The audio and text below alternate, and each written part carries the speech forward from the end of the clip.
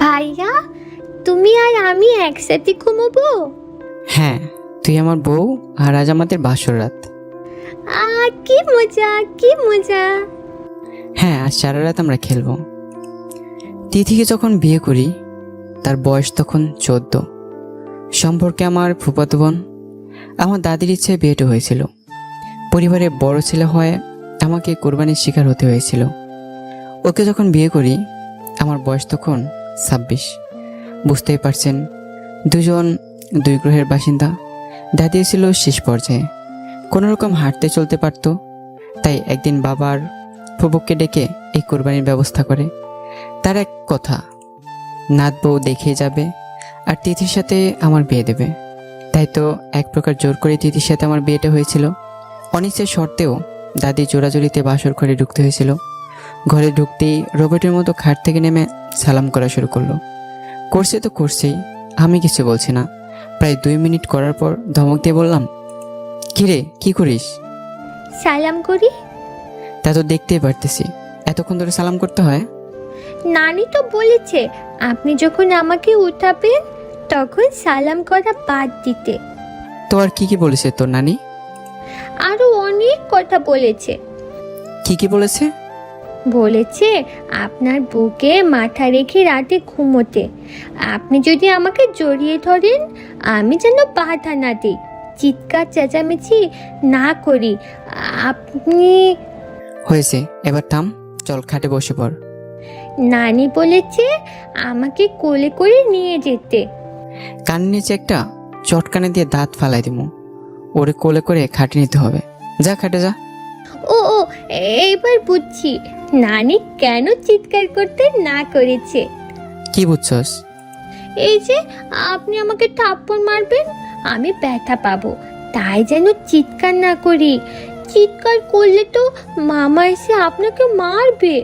মনে নাই একদিন আপনি আমাকে মারছিলেন আর আমি চিৎকার করতেছিলাম, তখন মামা এসে আপনাকে কি দৌড়ানিটাই না দিয়েছিল। আপনি মারেন, আমি চিৎকার করব না। কি হলো, মারেন না, না হলে কোলে করে বিছানায় নিয়ে যান। ওই, তোর সাহস একদিনে বেড়ে গেছে, আমার কথার উপর কথা বলিস। যা বিছানায়। ও ভয়ে ভয়ে কাঁপতে কাঁপতে বিছানায় গেল। আমিও বিছানায় গিয়ে হাতে থাকে একটা জামা ওর হাতে দিলাম।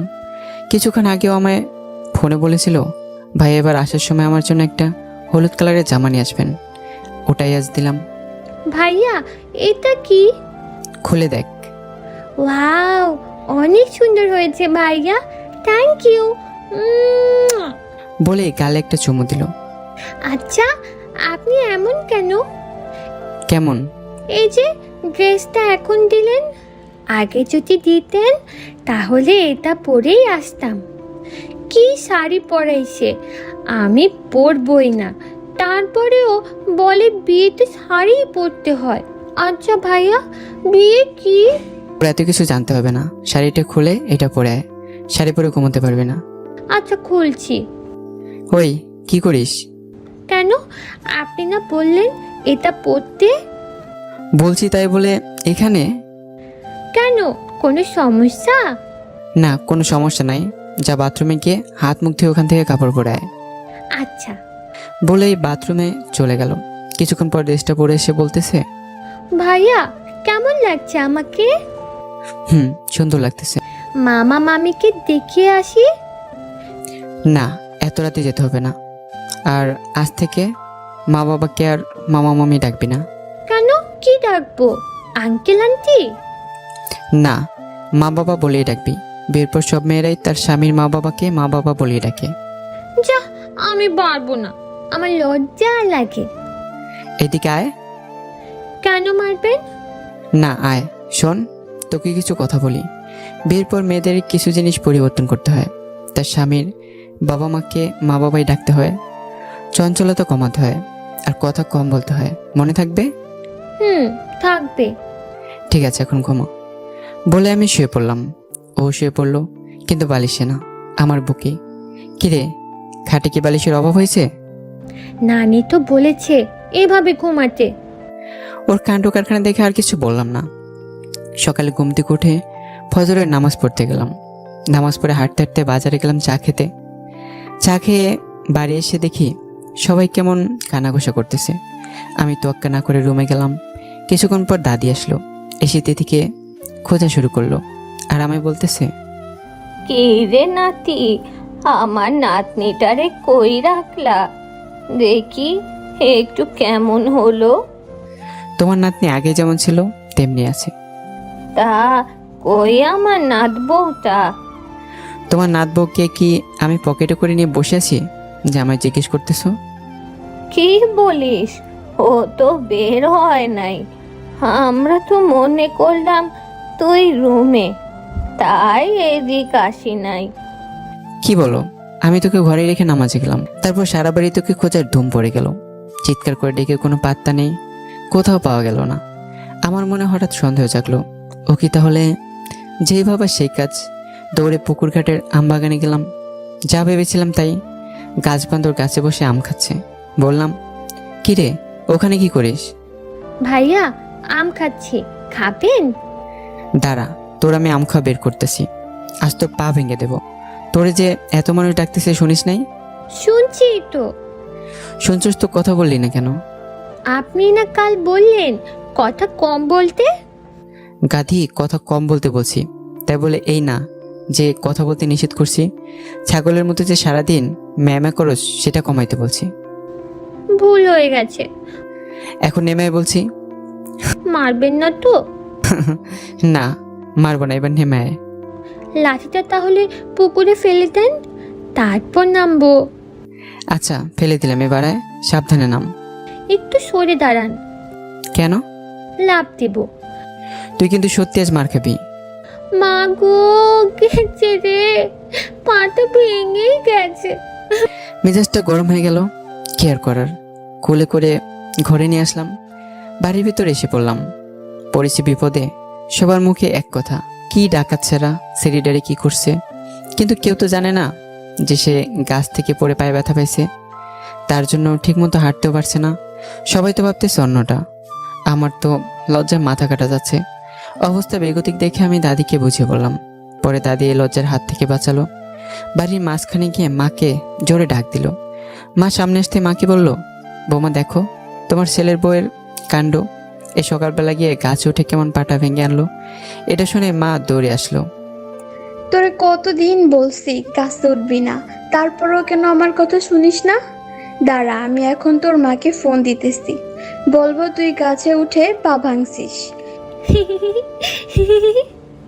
কিরে বেহাইয়া, হাসতেছিস কেন? আজ থেকে তো তুমি আমার মা, তুমি আবার কাকে বলবা?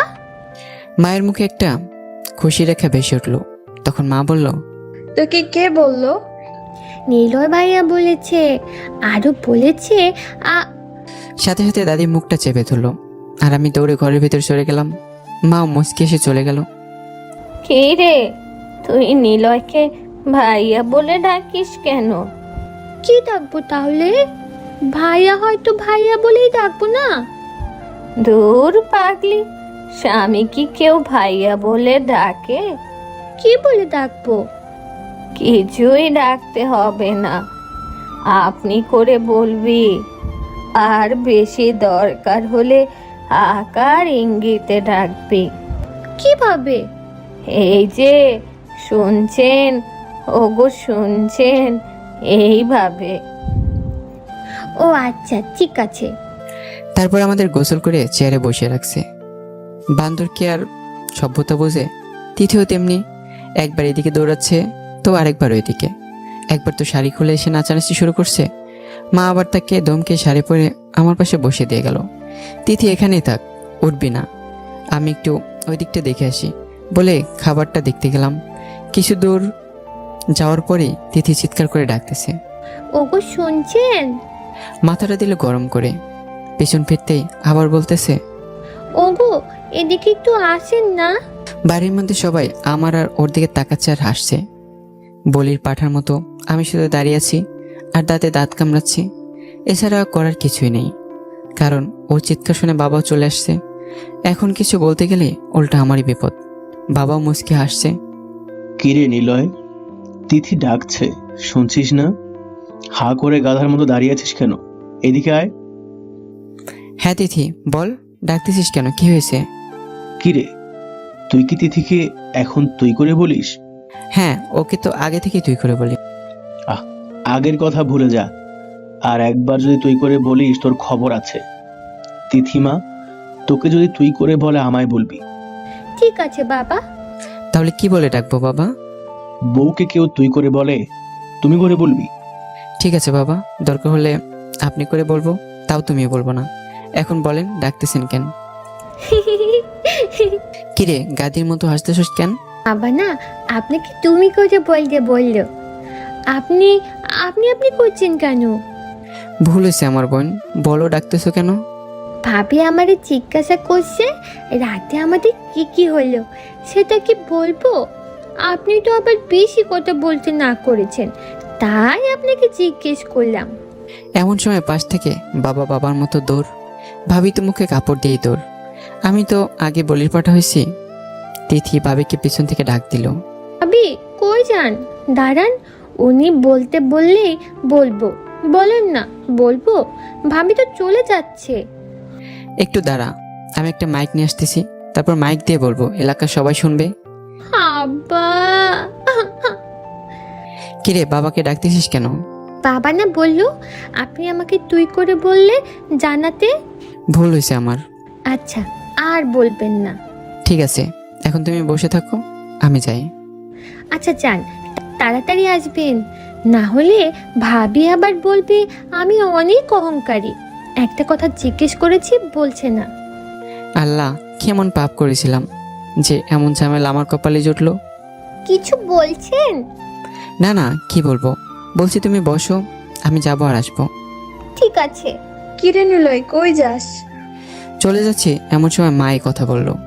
মা, উনি মাইক আনতে যাচ্ছে। মাইক? মাইক দিয়ে কি করবে? কাল রাতে উনি আমাকে যা যা বলছে ওটা নাকি এলাকার সবাইকে শোনাতে হবে, তাই। আমি এবারও কিছু বললাম না, শুধু মায়ের দিকে নিরীহ প্রাণীর মতো তাকিয়ে থাকলাম। মা আমার অসহায়ত্বটা বুঝতে পেরে চোখের পাশে বোঝাতে চাচ্ছি, একটু ধৈর্য ধর বাবা। মা তিথিকে নিয়ে দাদির ঘরে নিয়ে গেল।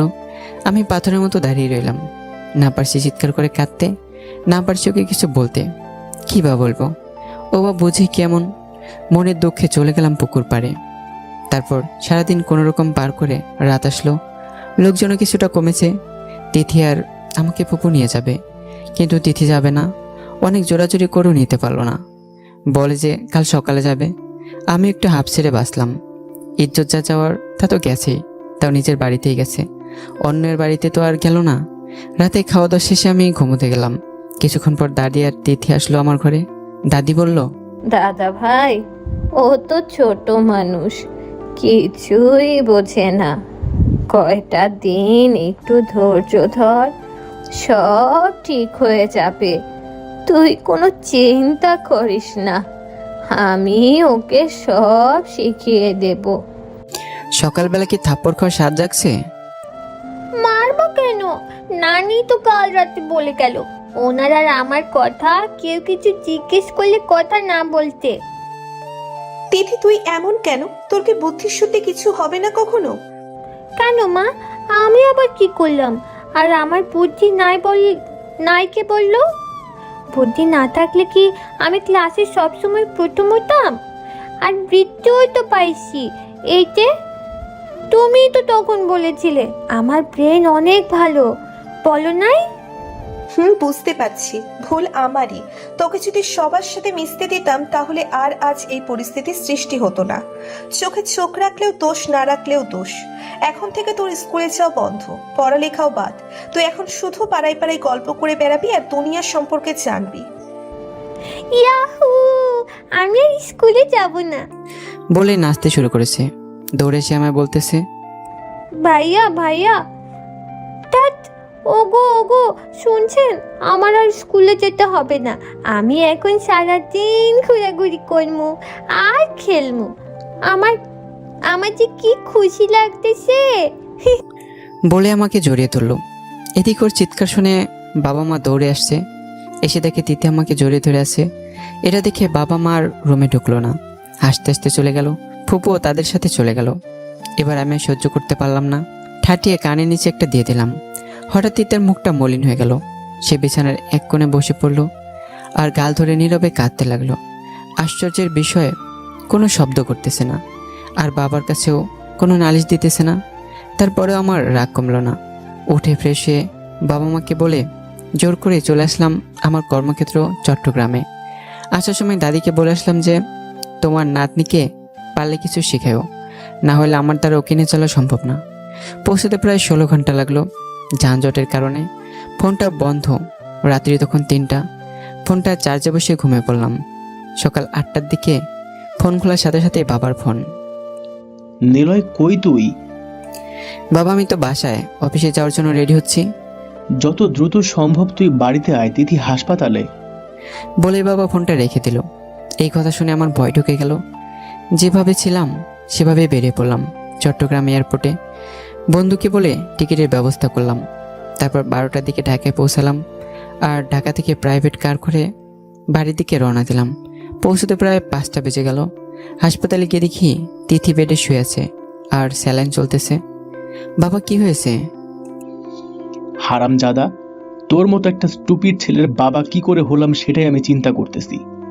কি করে তুই ওকে মারতে পারলি? ও একটু চঞ্চল টাইপের, সেটা জানিস। আর ওর বয়সই বা কত হয়েছে? মায়ের ইচ্ছাতেই বিয়েটা হলো। কই একটু শেখানোর চেষ্টা করবি তা না, তুই ওকে মারলি। তুই জানোস তুই না খেয়ে বাড়ি থেকে বেরিয়ে গেছিস, সেজন্য ও এখনো কিছু খায় নাই। মা নাকি বলেছে স্বামীকে রেখে কখনো খেতে নেই। ওদিকে তোর ফোনটাও বন্ধ। যতক্ষণ জানতে না পারবে তুই খাস নাই কিনা, ততক্ষণ ও কিছু খাবে না। আর এভাবে থাকতে থাকতে তো রাত 9টার দিকে অজ্ঞান হয়ে যায়। যে মেয়েটা দিনে 6-7 বার খেয়েও খাওয়ার জন্য চিল্লাচিল্লি করতো, সেই মেয়েটা পরশু রাতের পর এখন পর্যন্ত কিছুই খায় নাই। পরে স্যালাইনের মাধ্যমে খাবার দেওয়া হচ্ছে, এখন পর্যন্ত কিছু খাওয়াতে পারি নাই। আর তুই ওকে? আমি আর কিছু বলতে পারলাম না। সত্যি কাজটা অন্যায় করেছি। গালে হাত দিয়ে দাঁড়িয়েছি, আর আমায় দেখে তিথি মিট মিট করে হাসছে। ওই, হাসতেছিস কেন? সরি, হাসতেছো কেন? আপনাকে বাবা মেরে গাল কেমন লাল করে দিছে। ও নিষ্পাপ হাসি দেখে আমিও হাসলাম। পাশে গিয়ে বসতেই উঠে আমার বুকে মাথা রেখে জড়িয়ে ধরলো। মা ফুপু ওখান থেকে গায়েব হয়ে গেল। দাদি শুধু মিটমিট করে হাসছে। কি হলো তিথি, এখন আবার এমন করছো কেন? নানি না বলছে আপনার বুকে মাথা রেখে শুয়ে থাকতে? আপনি তো এতক্ষণ ছিলেন না, তাই বালিশে শুয়ে থাকতে আমার একদম ভালো লাগতেছে না। কিন্তু এখন তো আপনি আছেন, তাই শুয়ে আছি। দাদি, ও দাদি, একটু এদিকে আসো তো। বল। তোমার পাটা একটু পরে তুলবা? কেন? তোমার পাটা ধরে বলি, ওকে আর কিছু শিখা যায় না। যা শেখানোর আমি শিখামো সময় হলে। আমার ইজ্জত নিয়ে আর সাপলুডু খেলো না। আর তুই না, তুমি আমার জন্য না খেয়ে থাকবে কেন? স্বামীর আগে খেলে নাকি স্বামীর অমঙ্গল হয়, তাই। ধুর পাগলি, এগুলো এমনি বলে। আর কোনো দিন এমন করবে না, আর আমি তোর সাথে কখনো এমন করব না। বলেই অতিরিক্ত ভালোবাসায় কপালে একটা চুমু দিলাম। সে বলল আচ্ছা ঠিক আছে। পরে বাবা দাদিকে রেখে কিছু খাবার পাঠিয়ে দিল, আমি ওকে খাইয়ে দিলাম। হাসপাতাল থেকে ছাড়পত্র নিয়ে বাড়ির দিকে রওনা দিলাম। মাঝপথে বাবা আমাকে ঝাড়ি দেওয়া শুরু করলো। তিথি বলল, বাবা, ওনাকে কিছু বলবেন না। উনি বলেছে আর কখনো এমন করবে না। আমাকে নিয়ে যাতে খাইয়ে দিছে, কিন্তু ভালো করে মাখাইতে পারে না। আমার কপালে একটা চুমুও দিছে।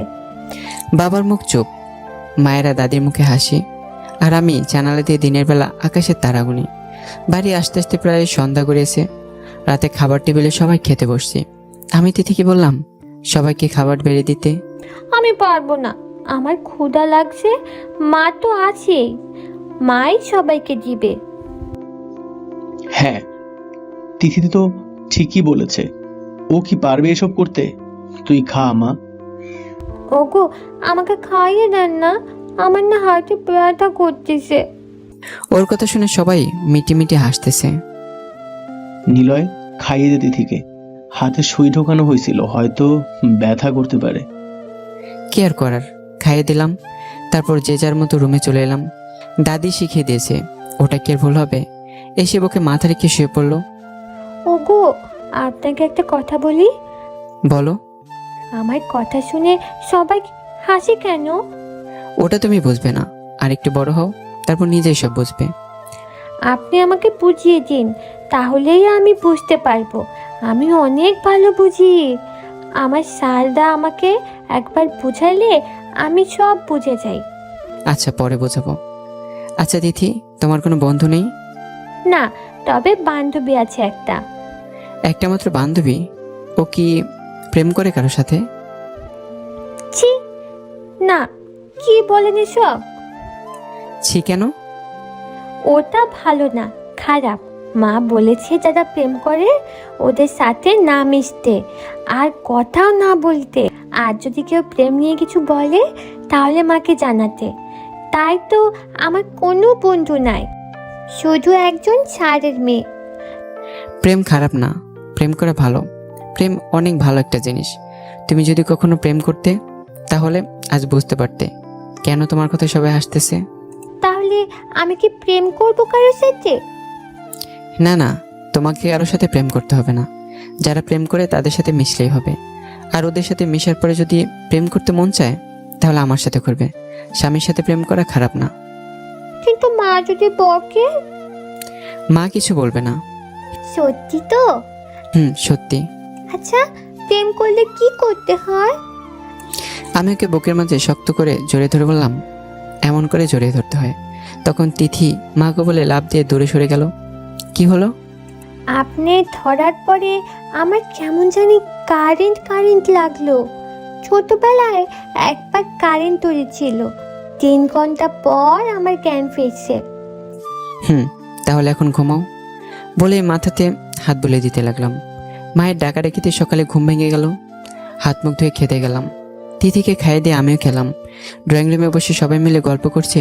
তখন তিথি এসে আমার পাশে বসলো আর বলল, শোনেন না, কাল রাতের মতো আমার মাথায় একটু হাত বুলিয়ে দিন না, আমার অনেক ভালো লাগে। কি আর করার, আমি সুন্দর করে ওর মাথায় হাত বুলিয়ে দিচ্ছি। আর বাকি সবাই আস্তে আস্তে উঠে চলে গেল। কিছুক্ষণ পর আমি একটু বাইরে গেলাম। দুপুরের দিকে ফিরতে তিথি দৌড়ে এসে আমার কাছে আসলো। কই গিয়েছিলেন আপনি? আপনাকে সে কখন থেকে খুঁজতেছি। কেন? মা তো বলেছিল আমাকে আর পড়াবে না, তাই আমি মাকে গিয়ে জিজ্ঞেস করব। মা যদি আবার না করে আপনি একটু মাকে বুঝাবেন। ঠিক আছে, চলো। মা বাবা আর শাশুড়ি মা বসে কি নিয়ে যেন কথা বলছিল। এরই মধ্যে আমাদের দুজনকে একসাথে দেখে সবাই আমাদের দিকে তাকালো। কি রে তিথি, কিছু বলবি? বল। হ্যাঁ মা। বল। মা, তুমি কি সত্যি আর কোনোদিন আমাকে স্কুলে যেতে দিবে না? না, আমি কি কখনো মিথ্যে বলেছি? হ্যাঁ, বলেছি এই তো। কি বেয়াদব মেয়ে দেখছেন ভাইজান, মুখে মুখে কেমন তর্ক করে। ওই, তোকে কবে মিথ্যে বলছিলাম? কেন, তুমি বলো নাই প্রেম করা পাপ? প্রেম করা ভালো না। কাল রাতে তো উনি আমার সব বলেছে। প্রেম করা ভালো। এই যে আমার কথা শুনে তোমরা হাসো, আমি যদি প্রেম করতাম তোমরা তখন হাসতে পারতা না। উনি আরো বলেছে উনি আমাকে সব শিখাইবে, তারপর আমি ওনার সাথে প্রেম করব। আবার উনি আমাকে বুকের মধ্যে জড়াই ধরছিল। আমি তো ভয়েই শেষ। ওনার সারা শরীরে কেমন জানি কারেন্ট। তিথির বাচ্চা, এবার বাবা মাকে দৌড়াতে হয়নি, আমি নিজেই দৌড়েছি। সেই দিনটা কোনো রকম পার করে পরের দিন সকালে চট্টগ্রামের উদ্দেশ্যে রেডি হলাম। যাওয়ার আগে তিথি রুমে এসে আমাকে জড়িয়ে ধরলো। কি ব্যাপার, কিছু বলবে? না। তাহলে জড়িয়ে ধরলে যে? নানি বললো এসে জড়িয়ে ধরতে, তাহলে নাকি আপনার ভালো লাগবে আর আমার কথা মনে পড়বে বারবার। আমি শুধু হাসলাম। খাওয়া দাওয়া ঠিক মতো করবে, পড়াশোনাটা যেন ঠিক মতো হয়। রেজাল্ট খারাপ হলে কিন্তু আমি আর বাড়িতে আসবো না। ঠিক আছে। আর তোমার কি কিছু লাগবে আসার সময়? চকলেট আনবেন অনেকগুলো। আচ্ছা, এবার ছাড়ো, আমার দেরি হয়ে যাচ্ছে। বাইরে পর্যন্ত যাই, আমার ভালো লাগছে। মাথায় একটু হাত বুলিয়ে দিন না। কি আর করার, দিতেই হলো। সাথে কপালে একটা চুমু দিয়ে বললাম, হয়েছে, এবার সারো, পাগলি বউ আমার, বাইরে মানুষ দেখলে হাসবে। তিথি তখন ছেড়ে দিয়ে আমার পিছু পিছু আসলো। সবার কাছে বিদায় নিয়ে রওনা দিলাম। কয়েক পা যেতেই তিথির ডাকে পিছন ফিরলাম। শুনেন, আপনি যে আমাকে জড়িয়ে ধরেছিলেন, কারেন্ট লাগলেও ছোট কালের কারেন্টের মতো না। আমার একটু একটু ভালো লাগছিল, কেমন জানি গরমের মাঝেও শীত শীত। বলছিলাম কি, হ্যাঁ আপনি তো চলেই যাচ্ছেন, তাহলে আমার যদি প্রেম করতে মন চায় তাহলে কিভাবে করব? আমি আর কিছু বললাম না, শুধু একটা দীর্ঘ শ্বাস নিয়ে আকাশের দিকে একবার তাকালাম। তারপর মাথা নিচু করে আবার রওনা দিলাম। কি হলো বলেন না যে? তাহলে কি অন্য কারোর সাথে করব? আমি আর পিছন দিকে না তাকিয়ে চলে আসলাম। ওই ছেড়ি, তোর মাথা কি কিছুই নেই? থাকবেই কি করে?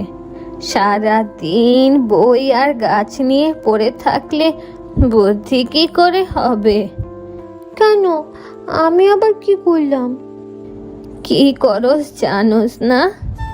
বুঝোস না কিছুই? ওই, তোর স্বামীর সাথে কোনো কথা থাকলে তার কানে কানে না হলে কাছে গিয়ে আস্তে আস্তে বলবি। সবার সামনে যে এমন কথা বলস, সবাই তখন আমার নাতিটারে নিয়ে হাসাহাসি করে। এরকম আর কখনো করবি না। ঠিক আছে নানি। চট্টগ্রামে আসার পর দিনকাল ভালোই যাচ্ছিল। বিপত্তি ঘটল কিছুদিন পর। হঠাৎ একদিন রাতের বেলা অপরিচিত নাম্বার থেকে ফোন আসলো। রিসিভ করতে ওপাশ থেকে মিষ্টি কণ্ঠ ভেসে আসলো। আসসালামু আলাইকুম। ওগো, কেমন আছেন আপনি? কি করেন? খাইছেন? আচ্ছা, আমার কথা কি আপনার মনে পড়ে? আচ্ছা, রেখে দিন। আসসালামু আলাইকুম। আমি তো পুরাই টাসকি। এ কি কথা বললো? না মেশিন গানে গুলি চলল ঠিক বুঝলাম না। ঘোর কাটতে ফোন দিলাম। হ্যালো, জি বলেন। কি বলছো তিথি? জি। ওভাবে কথা বলে রেখে দিলে কেন? কিভাবে কথা বলেছি? এই যে তুমি একাই কথা বলে ফোন রেখে দিলে। ওমা, নানি বলল আপনার সাথে কথা বলতে।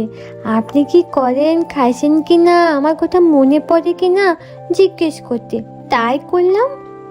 ও, তা আমার কাছে না শুনে ফোন রেখে দিলে? বারে, রাখবো না? নানি তো বলে নাই যে আপনার কথা শুনতে হবে। আপনার কথা শুনলে পরে যদি রাগ করে, তাই রেখে দিছি। হ্যাঁ, ভালো করছো। ফোন কার এটা? আমার। তোমার? তুমি ফোন কোথায় পেলে? মামা, টুকু, বাবা কিনে দিছে আমাকে।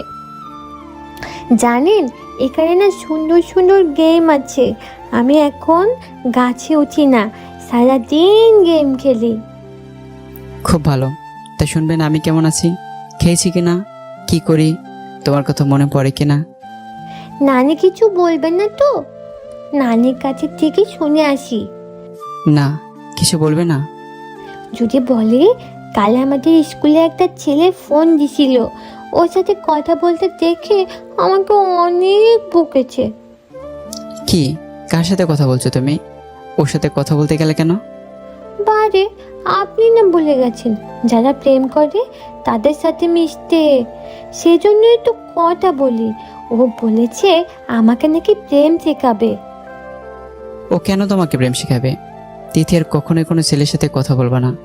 আমি বলছিলাম তোমার বান্ধবী যারা প্রেম করে তাদের সাথে মিশতে, যেন তুমি প্রেম কি জিনিস ভালোভাবে কি সেটা বুঝতে পারো।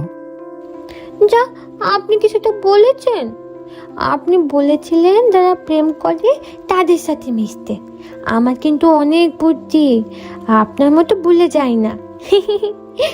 আর আপনি তো যাওয়ার আগে বলে গেলেন না যে কিভাবে শিখবো, তাই ওর সাথে কথা বলেছি। আচ্ছা বলেন না, আপনি কি করেন, খাইছেন কি না, আমার কথা মনে পড়ে কি না? আচ্ছা বলবো, আগে বলো তুমি আর কোনো ছেলের সাথে কথা বলবে না, আর তুমি আমার কাছে প্রেম শিখবে। আচ্ছা ঠিক আছে, এবার বলেন। আমি ভালো আছি, আর খাওয়া দাওয়া হয়েছে। আর তোমাকে অনেক মনে পড়ছে পাগলি। যখন রাতে ঘুমাতে যাই তখন আরো বেশি মনে পড়ে। কেন? কারণ তখন তো তুমি বুকে মাথা রাখো না, তাই। আচ্ছা, জানেন বাবা যে মোবাইলটা দিছে সেটা অনেক ভালো, সাউন্ডটা অনেক জোরে হয়। তুমি কি করে জানলে? বারে, আমি তো লাউড স্পিকার দিয়ে কথা বলতেছি। আমাদের বিজ্ঞান স্যার বলছে মোবাইলে কথা বলার সময় অতি উচ্চমানের তরঙ্গ আমাদের কানে ক্ষতি করতে পারে, তাই আমি কানে ধরি না। কেন, বাবার সাথে কথা বলবেন? বাবা, বাবাকে কই পেলে? বাবা তো এখানেই। সাথে সাথে ফোনটা কেটে দিলাম। আল্লাহ জানে এই মেয়ে কতদিন পর্যন্ত আমার ইজ্জত নিয়ে ফুটবল খেলে। পরের দিন রাতের বেলা আবার তিথির ফোন। ভয় ভয় ফোনটা রিসিভ করলাম। ফোন ধরেই, বাবা মা তোমরা সবাই কেমন আছো? তোমাদের শরীরটা ভালো তো? বাবা মাকে কই পেলেন আপনি? কেন, বাবা মা নেই? না, আমি তো নানির ঘরে। ও, নানি কেমন আছে? হাসতেছো কেন? আমার নানিকে আপনি নানি বলেন? আপনার তো দাদি হয়, আর নানি তো আপনার কথা শুনতে পারবে না। আমি তো কানে ধরে আছি। নানি বলেছে স্বামীর সাথে কথা বলার সময় নাকি কানে ধরে কথা বলতে হয়। যাক, এতদিনে তোমার নাতি একটা কাজের মতো কাজ করেছে। শোনেন না, আপনাকে কিছু কথা বলি। হ্যাঁ বলো। আপনার জন্য না আমার অনেক অনেক করে আপনাকে না আমার খুব মনে পড়ে। সারাক্ষণ মনটা চায় আপনার পাশে থাকে, আপনার বুকে মাথা রেখে ঘুমাই। আপনি যখন অনেক চিন্তায় থাকেন, আপনার কপালে চুমু দিয়ে সব চিন্তা দূর করে দেই। আমার কোলে মাথা রেখে আপনাকে ঘুম পাড়াই। তিথি সত্যি? দাঁড়ান না, শেষ হয় নাই তো। সব সময় আপনার হাতটা ধরে থাকে, আপনাকে আমার আঁচল দিয়ে বাইধা রাখে, আপনার সাথে একতলায় খাই। আপনার তিথি সত্যি তোমার এমন মনে হয়? ইস, আপনি এমন কেন দিলেন তো সব ভুলিয়ে। নানি তারপরে যেন কি বলতে বলেছিলে, উনি তো সব ভুলিয়ে দিল। তিথি ফোনটা রাখো, অনেক রাত হয়েছে, এখন ঘুমাও। মুডটাই নষ্ট করে দিল। আচ্ছা, পরে মনে হলে আবার ফোন দিব তাহলে। আর কোনো কথা না বলে ফোনটা রেখে দিলাম। রাত 3টা, আবার তিথির ফোন। রিসিভ করতেই ঘুম গলায় বলতেছে, ওগো শুনেন না, আমার না এখন মনে পড়ছে, বলি। মেজাজটা 420 করে দিল। দিলাম এক ধমক, ঘুমা ফাজিল মেয়ে, এই রাত্রিবেলা ফাজলামি করতেছোস, তারপরে দাঁত ফালাই দিব। বলে ফোনটা রেখে দিলাম। কিছুক্ষণ পরে বাবার ফোন। আসসালামু আলাইকুম বাবা। হারামজাদা থাপড়ায় দাঁত ফলাই দিব। তুই তিথিরে কি বলছস? মেয়েটা এত রাতে কাঁদতেছে কেন? তোমায় কে বললো কাঁদতেছে? বলতে হবে কেন? তিথি তো কাঁদতে কাঁদতে আমায় ডাকতেছিল। ও নাকি তোকে কি বলতে চাইছিল। তুই ওর সাথে খারাপ ব্যবহার করলি কেন? বাবা, ওর বকর বকর শুনে কি করবো বলো? সকালে একটা মিটিং আছে, আর এত রাতে ফোন দিছে, তাই রাগ করে বকছি। তোর মিটিং এর গুল্লি মারি। তিথিমা নে, তুই আমার সামনে বল। আর সাউন্ড বাড়িয়ে দিলাম। একটা গালাগালি যদি করছোস, তোর চট্টগ্রামে গিয়েই জুতা দিয়ে বাইরাম। বল মা, বল। আল্লাহ ইজ্জত বাঁচাও। আপনাকে ছাড়া আমি থাকতে পারবো না। আমি আপনাকে অনেক ভালোবাসি। রাখি, হ্যাঁ, আল্লাহ হাফেজ। বাবা, বাবা, বাবা আপনি কি আছেন? আমি সুন্দর করে ঘুমিয়ে পড়লাম। পরের দিন সারাদিন অফিস থেকে এসে খাওয়া দাওয়া করে ঘুমোতে যাব, তখনই তিথির ফোন। হ্যালো জান। তিথি, এগুলো কি? আমার এক বান্ধবী বলেছে এমন করলে নাকি আপনি খুশি হবেন। আপনি খুশি হন নাই? আল্লাহ তুমি আমার ধৈর্য দাও, নয়তো এই মেয়ের একটু আমার বোঝার মতো বুদ্ধি দাও। কি হলো, আপনার কি ভালো লাগছে না? হ্যাঁ, ভালো লাগছে না, খুব ভালো লাগছে। এখন বাদ দাও, আমাকে আরো খুশি করতে হবে না। আমি এমনিতেই তোমার উপর অনেক খুশি। আচ্ছা ঠিক আছে, তাহলে রেখে দেই। বলে ফোনটা রেখে দিল। এভাবে দিন যাচ্ছিল। দেখতে দেখতে রোজা এসে গেল। আমার এক অফিস কলিগের মাধ্যমে অফিসে ছড়িয়ে গেল আমি বিয়ে করেছি। তাই আর কি করার, সবাইকে নিয়ে ইফতার পার্টির আয়োজন করলাম। আর সিদ্ধান্ত হলো ঈদের পর দিন সবাই আমার বউ দেখতে আমার গ্রামের বাড়ি জামালপুরে যাবে। ঈদের ছুটিও পড়েছে অনেক, 10 দিন। নতুন বিবাহিত দেখে অফিস থেকে আমাকে অফিস ছুটির 2 দিন আগে ছুটি দিল। তাই বাড়িতে না জানিয়ে রওনা দিলাম। মাঝপথে বাড়িতে ফোন দিলাম। মা বলল তিথি আজ তাদের বাড়িতে গেছে। তাই আল্লাহর কাছে হাজার শুকরিয়া জানিয়ে মাকে বললাম আমি আসতেছি। যেতে যেতে রাত 8টার মতো বাজলো। আমি বাবা মায়ের রুমে ঢুকে সালাম জানিয়ে আবার রুমে ঢুকতেই চিৎকার দিয়ে উঠলাম। মা বাবা দুজনেই আসলো। কি হয়েছে নিলয়? এটা কি? এবার দেখ, চিনতে পারবি। কিন্তু মা তো বলল। হ্যাঁ রে বাবা, বলেছিলাম তুই আসবি, এটা তোর ফুপুকে জানাইছিলাম। তিথি কিভাবে যেন শুনে চলে আসছে। একটা পাগলিকে ছেলের বউ পাইছি আমি। পিছে পিছে দাদি চলে আসছে আর এসেই নাতনি, আমার স্বামী পাগল। স্বামী আসতেছে শুনেই চলে আসছে কতদিন পর। বাড়ি গেল কিন্তু একটা দিনও থাকলো না, চলে আসলো স্বামীর টানে। আপনি এমন কেন? কেমন? আমাকে না জানিয়ে চলে আসলেন। আমায় তো একবার বললেই পারতেন। আপনি জানেন কতদিন থেকে আপনার জন্য অপেক্ষা করতেছি। মা কথা বলার সময় শুনছিলাম, না হলে তো জানতেই পারতাম না। আমি শুনেই এসে পড়ছি। আল্লাহ তোমার কাছে হাজার শুকরিয়া, তুমি আমার কথা শুনছো। বাবা মা চলে গেল। দাদি হাসতেছে। কেন আসলে? আসবো না? আপনি বাড়িতে আসছেন এতদিন পরে। আমি যদি না থাকি তাহলে চকলেটগুলো কাকে দিবেন? নষ্ট হয়ে যাবে না? আর মা বলেছিল আপনি আসার সময় আমার জন্য অনেক কিছু নিয়ে আসবেন, তাই চলে আসছি। ওই সতীন, স্বামী আসছে এতদিন পর, সালাম কর, কেমন আছে জিজ্ঞেস কর আগে। তারপর তোর জন্য কি আনছে তা দিবেই। মাথায় কি বুদ্ধি হবে না তোর? ও, ভুল হয়ে গেছে। আসসালামু আলাইকুম, কেমন আছেন? চকলেটগুলো দেন তাড়াতাড়ি। আল্লাহ আবার প্রমাণ করলে কুত্তার লেজ কখনো সোজা হয় না। রাগে দুঃখে চকলেটগুলো বের করে দিলাম। ও নিয়ে বিছানায় চলে গেল। রাতে খেয়ে ঘুমাতে গেলাম। সেও আগের জায়গায় ঘুমিয়ে পড়লো। কিছুক্ষণ পর একটা করে চকলেট নিচ্ছে আর খাচ্ছে। মাঝ রাত্রিতে তিথির ধাক্কাধাক্কিতে ঘুম ভেঙে গেল। ওগো শুনছেন? তিথি বিরক্ত করো না তো, ঘুমোতে দাও। শুনেন না একটু। হ্যাঁ বলো। বলছি কি, আপনার ব্যাগে তো আরো চকলেট আছে, একটু বের করে দিবেন। ওইগুলো শেষ। শেষ মানে? তুমি কি ঘুমাওনি? এতক্ষণ কি চকলেটই খেলে? হ্যাঁ, খাবো না? দিনে তো খাওয়া যাবে না, আর রেখে দিলে যদি নষ্ট হয়ে যায়। কে বললো তোমার চকলেট নষ্ট হয়ে যায়? কেউ বলেনি। একবার ছোট কাকা বিদেশ থেকে আমার জন্য অনেক চকলেট আনছিল। 1 বছর পর সেগুলো নষ্ট হয়ে গেছিল। তিথি একটা কাজ করতে পারবে? কি? আমার মাথাটা খেতে পারবে? যা, ওখানে কি চকলেট পড়েছে নাকি যে খাবো? তার মানে চকলেট পড়লে আমার মাথা খেতে?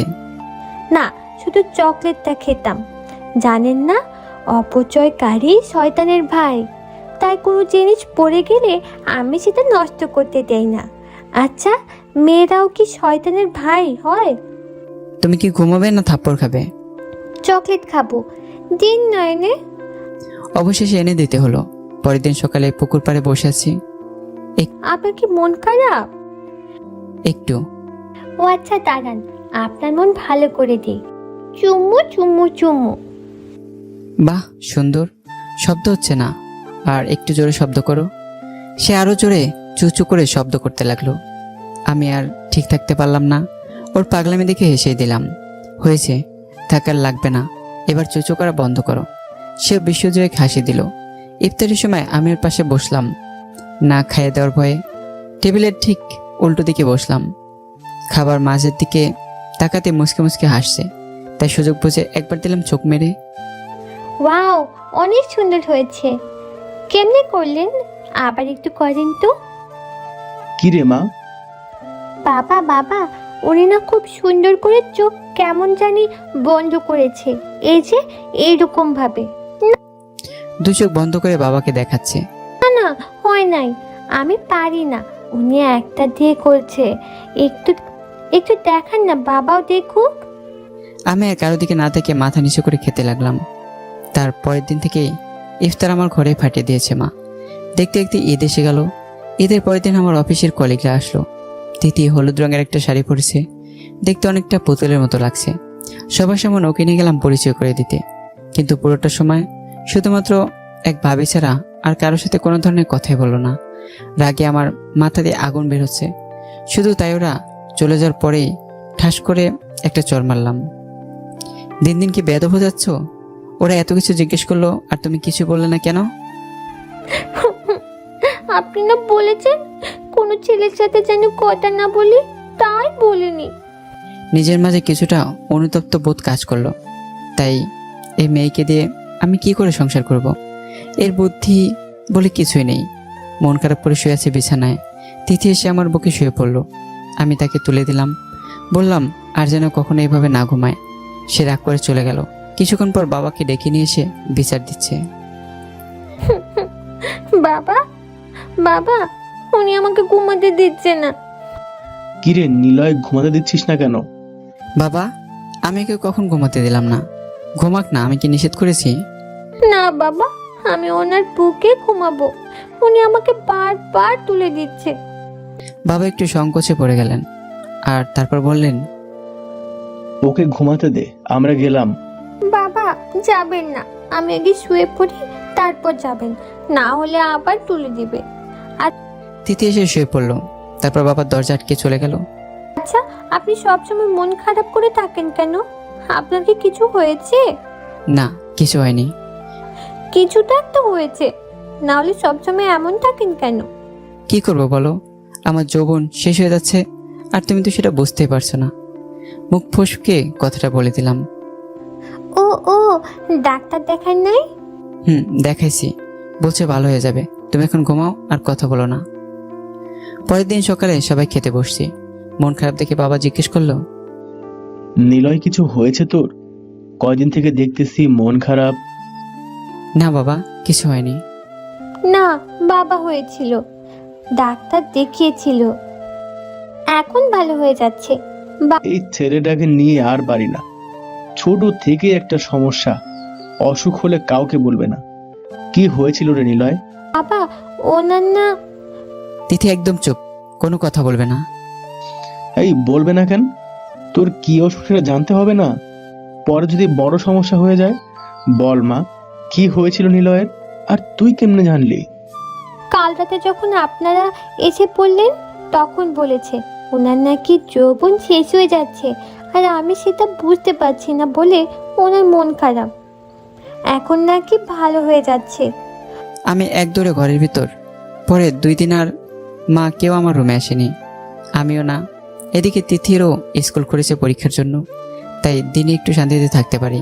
একদিন বিকেলবেলা এক কাকা এসেছে তার ছেলেকে নিয়ে চাকরির বিষয়ে কথা বলার জন্য। বাবা মা আর আমি বিষয়ে কথা বলছি, এরই মাঝে তিথির আগমন। ওগো, একটু এদিকে আসেন না। আসতেছে একটু পরে। না, এখনই আসেন, শুধু একটা চুমু খাবে, তারপর চলে যাবেন। আমার ফ্রেন্ডটা না আজ এটা শিখিয়ে দিয়েছে, বলেছে কারোর সামনে যাতে না খায়, চুমু খেলে নাকি আপনি আমাকে অনেক ভালোবাসবেন। বাবা, আস্তে হলে উঠি বলেই কাকা চলে গেল। বাবা মা উঠে গেল। তখন তিথি আমার দিকে আস্তে আস্তে এগিয়ে আসতেছে। আমি দৌড়ে বাইরে বের হয়ে গেলাম। পিছে পিছে তিথিও দৌড়ানো শুরু করলো। দাঁড়ান দাঁড়ান, শুধু একটা খামো। ও যখন দৌড় দিছে আমি তখন দাঁড়িয়ে গেলাম। রাস্তায় গেলে আবার আরেক ঝামেলা। আমি স্ট্যাচু হয়ে দাঁড়িয়ে আছি, সে তার কাজ সেরে চলে গেল। ছুটি শেষে আবার চলে গেলাম ব্যস্ততম সম্মানযুক্ত পরিবেশে। বেশ কিছুদিন পর রাত 2টার দিকে তিথির ফোন রিসিভ করতেই হ্যালো নানি। সাথে সাথে ফোনটা কেটে দিয়ে বন্ধ করে দিলাম। বিয়ের প্রায় 1 বছর হচ্ছে, এখনও তার নানি কি বলল তা নিয়ে আমার সাথে কথা বলতে হবে।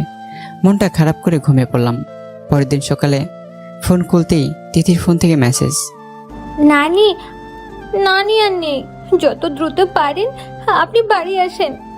আমি প্রায় পাগল হয়ে গেলাম। তাহলে তিথি রাতে নিজেকে ক্ষমা করতে পারছি না। আমার হাত থেকে মোবাইলটা পড়ে গেল। কিভাবে বাড়ি পৌঁছালাম আমার ঠিক খেয়াল নেই। পরে জানতে পারলাম আমার ফ্ল্যাটের সাদেব ভাই আমাকে নিয়ে এসেছে। আমি যাওয়ার পর দাদির দাফন সম্পন্ন করা হয়। এর মাঝে তিথি আমার সাথে কোনো কথাই বলেনি। মাটি দেওয়া শেষে সবাই বাড়ি আসলাম, কিন্তু তিথিকে কোথাও দেখতে পেলাম না। পরে দাদির কবরে গিয়ে দেখি দাদির পায়ের দিকে তিথি বসে কাঁদছে। তিথি, চলো বাড়ি যাবে। তিথি আমাকে জড়িয়ে ধরে চিৎকার করে কেঁদে কেঁদে উঠল। কোনোভাবেই তাকে সেখান থেকে সরাতে পারলাম না। পরে বাবা মা এসে তাকে অনেক বুঝিয়ে তাকে বাড়ি নিয়ে গেল। দাদির জন্য আমার অনেক খারাপ লাগতেছে, কিন্তু তিথির জন্য তা প্রকাশ করতে পারছি না, তাহলে তো আরও পাগলামি করবে। রাতে খাওয়া দাওয়া করে সবাই ঘুমিয়ে পড়লাম। তিথি আমার বুকে শুয়েই আবার কান্না শুরু করে দিল। আমি ওকে অনেক বুঝিয়ে ঘুম পাড়িয়ে দিলাম। মাঝরাতে হঠাৎ কান্নার শব্দে ঘুম ভেঙে গেল। উঠে দেখি তিথি পাশে নেই। দৌড়ে দাদির কবরের পাশে গেলাম। গিয়ে দেখি তিথি একটা লাইট নিয়ে দাদির কবরের পাশে বসে বসে কাঁদছে। তিথি, তুমি এত রাতে এখানে কেন এসেছো? নানি তো অন্ধকারে ভয় পায়। নানি তো বাড়ি ছাড়া কখনো কোথাও থাকেনি। নানি এখানে কিভাবে থাকবে? আমি আর কান্না ধরে রাখতে পারলাম না। তিথি, তুমি আর পাগলামি করো না। তুমি এমন করলে দাদি কষ্ট পাবে। বাবা মাও কান্নার আওয়াজ পেয়ে চলে আসছে। পরে তাকে আবার বাড়িতে নিয়ে গেলাম। তিথির এমন অবস্থা দেখে ওকে বাবা মা আর ফুপু মানে আমার শাশুড়িও তাকে বাড়িতে রাখতে চাচ্ছে না। তাই আর আমার মনে হলো বাড়ি থাকলে ও আরও ভেঙে পড়বে। তাই তার স্কুল থেকে টিসি নিয়ে তাকে চট্টগ্রাম নিয়ে আসলাম। অফিস থেকে কিছুদিন ছুটি নিয়ে তাকে নিয়ে চট্টগ্রামে ঘোরাঘুরি করলাম।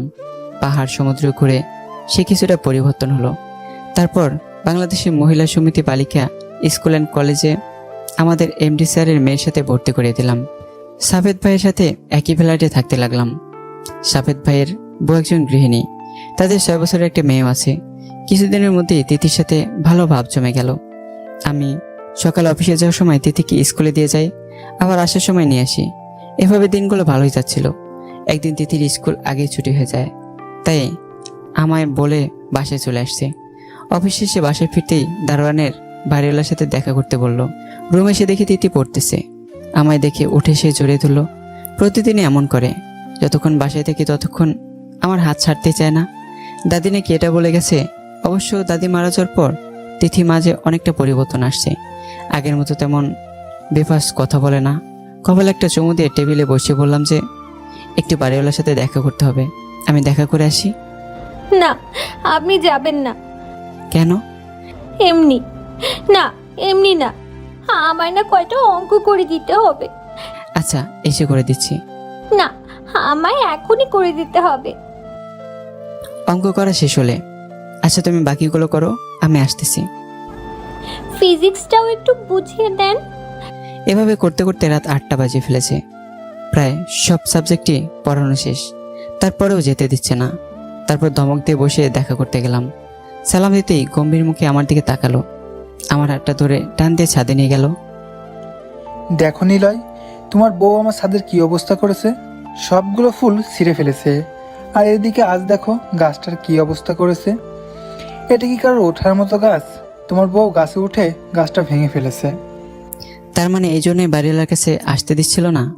আমি তাড়াতাড়ি নিচে নামলাম। দেখি তিথি রুমে নেই। বাথরুমে ধাক্কা দিয়ে সারা বাথরুম ফুলের পাপড়িতে ভরা। ভাবিতে রুমে কেউ দেখি নেই। রুমে এসে তিথির ফোনে ফোন দিলাম। খাটের নিচ থেকে ফোন বেজে উঠল। ফোনটা কেটে নিচে তাকিয়ে দেখি তিথি খাটের নিচে শুয়ে আছে। তিথি, ওখানে কি করো? বাইরে এসো। আমি কিন্তু বাবাকে কল দিব। বাবাকে কেন কল দিবে? আপনি আমায় মারবেন। বলে চিৎকার করে কান্না করে দিল। ওর কান্না শুনে পাশের রুমের ভাবি চলে আসলো। কি রে নিলয়, কি হয়েছে? আরে ভাবি, কিছুই হয়নি। আমি ওকে খাটের নিচ থেকে বাইরে বের করছি, আরও অমনি কান্না শুরু করছে। তুমি যাও, আমি দেখছি। আমার ভুল হয়ে গেছে, আমি আর কখনোই করব না। আচ্ছা ঠিক আছে, এবার বাইরে এসো। আগে বলেন মারবেন না। আচ্ছা মারবো না, বাইরে এসো। কান্না থামে বাইরে আসলো। চোখের পানি মুছে দিয়ে জিজ্ঞেস করলাম, গাছ ভেঙেছো কেন? আমি ভাঙি নাই, ভাবির মেয়ে দিয়া ভাঙছে। মিথ্যে কথা বলবো না তিথি, সত্য বলো। অনেক দিন থেকে গাছে উঠি না, তাই ছাদে গাছ দেখে পা কেমন জানি করছিল, তাই উঠছিলাম। আচ্ছা কাঁদতে হবে না, কান্না করার কি আছে। আচ্ছা। আচ্ছা তিথি, হুম।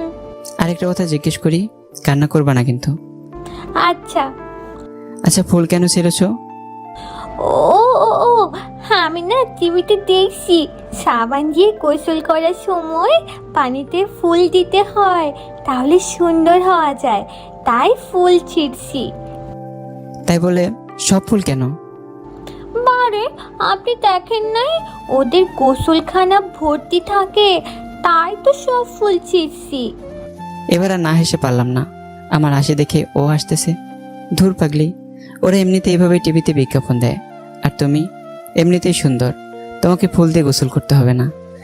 যাদের চেহারা খারাপ তাদেরই করতে হয়, আর কখনোই ছিড়বে না, মনে থাকবে। আচ্ছা, আর ছিড়বো না।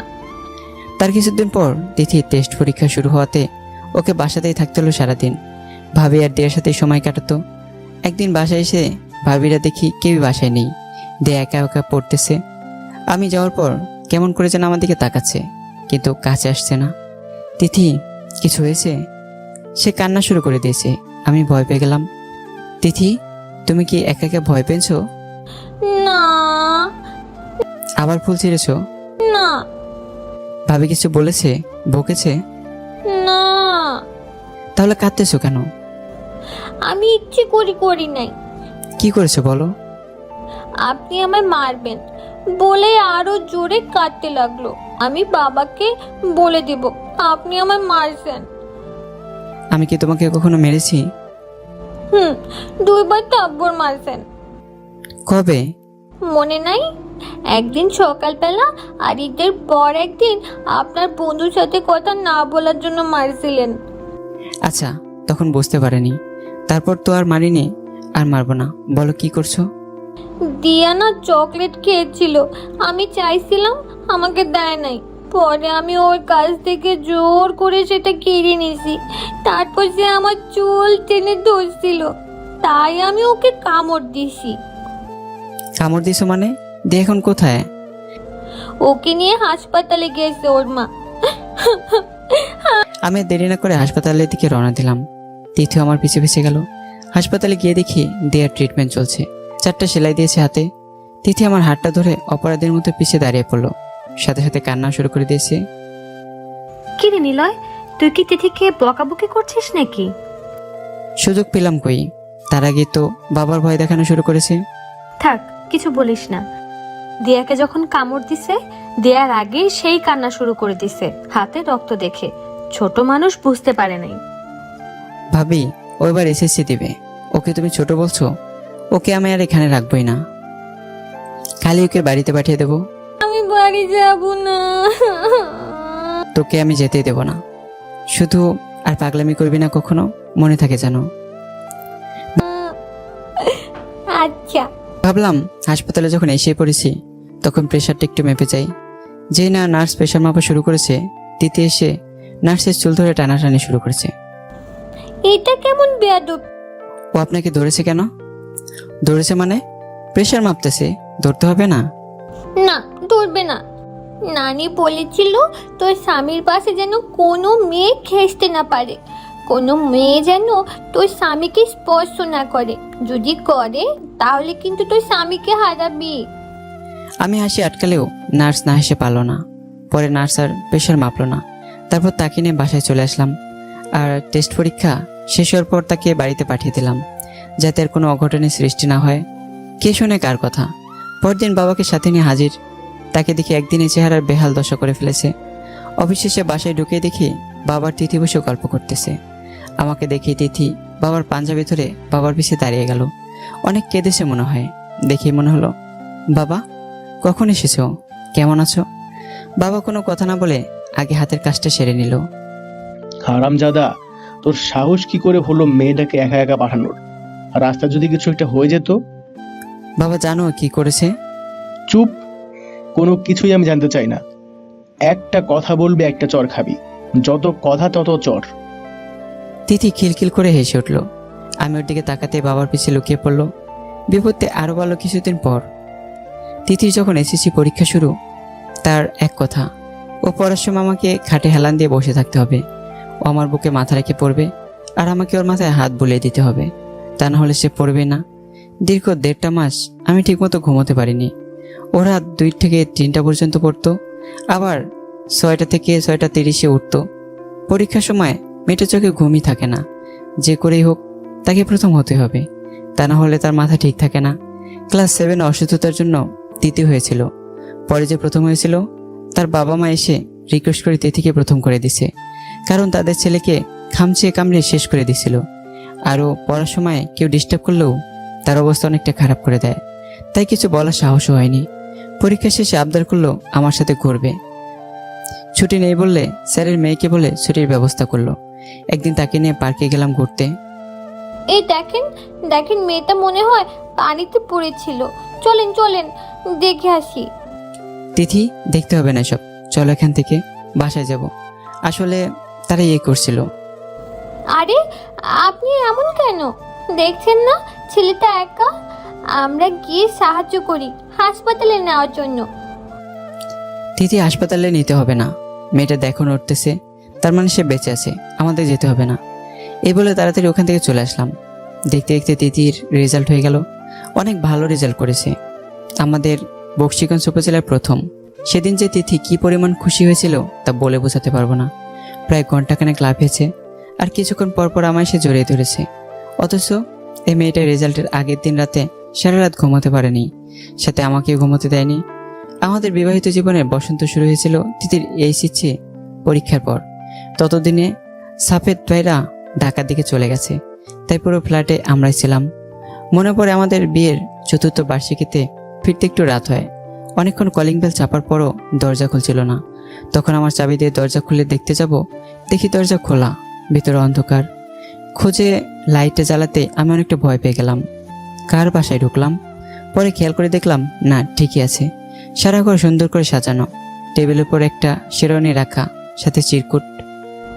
ওগো, নানি বলে গিয়েছিল যখন তুই বড় হবি বিয়ে কি বুঝতে পারবি, সেদিন যেন আবার আমি প্রথম দিনের মতো বউ সাজি।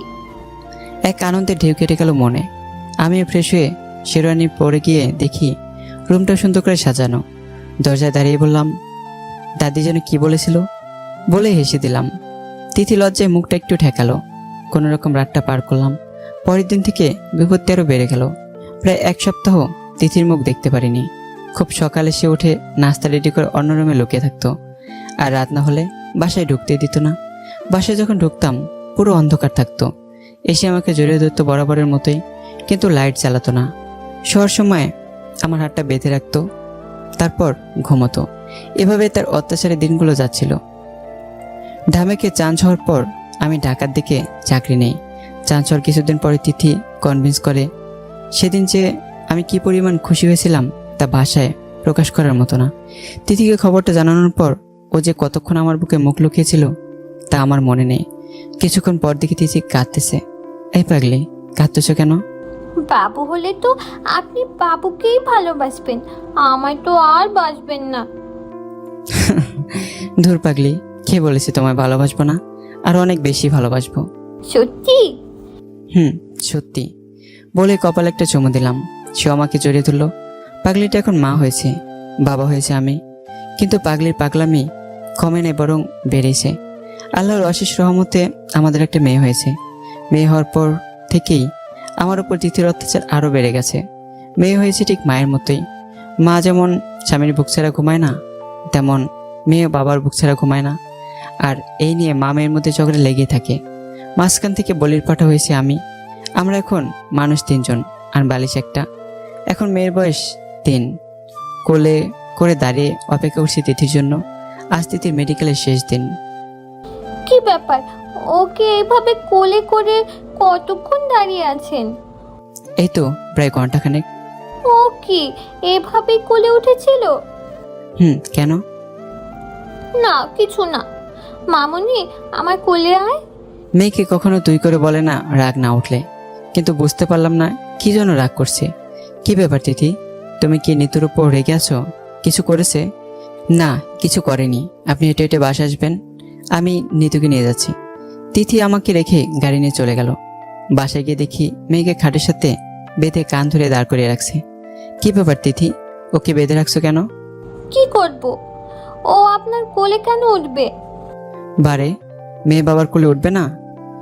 উঠুক, আমি ওকে ভাগ করে দিছি না। আমার পাশে ও কেন উঠবে? ও তো তোমার পাশে যেতে চায়নি, আমি নিয়েছি। নিতু সত্যি? মেয়ে হ্যাঁ সূচক মাথা নাড়ল। আচ্ছা ঠিক আছে, কান ছাড়ো। তুমি 1 ঘন্টা কোলে উঠেছিলে না আমার পাশে, তাহলে আমিও 1 ঘন্টা থাকবো কোলে উঠে তোমার পাশে। তাহলে শোধবোধ হয়ে যাবে। আর 1 ঘন্টা যে আমার পাশে ক্ষয় করেছো, সেজন্য আরো 1 ঘন্টা আমার পাশে কোলে উঠে বসে থাকবো। কিন্তু মেয়েও 2 বার কোলে উঠতে দিতে রাজি না। এই নিয়ে চলছে মা মেয়ের ঝগড়া। আমি বসে বসে দেখছি তাদের ঝগড়া থামলে কোলে করে বসে থাকতে হবে, কারণ আমার তো আমি নেই। আমি এখন মা আর মেয়ের সম্পত্তি। তারা যেমনে ব্যবহার করে, অবশেষে তারা চুক্তিপত্র করে ঝগড়া থামিয়েছে। প্রথম 1 ঘন্টা মেয়ের মা থাকবে ডান পাশের কোলে, পরে দুজনই যার যার পাশে আরও 1 ঘন্টা করে কোলে থাকবে, যাতে দুইজন একই ক্ষয়রোধ হয়ে যায়। বউকে কোলে নিয়ে আছি, মেয়ে স্টপওয়াচ ধরে আছে। তিথি বীজের হাসি আসতেছে, মেয়ে আগুনের মতো জ্বলছে, আর আমি মাইনকা চেপে পইরা দাদিরে উদ্ধার করতেছি। হয়তোবা বাকিটা জীবন কাটবে এমন অবুঝ বইয়ের জ্বালায়।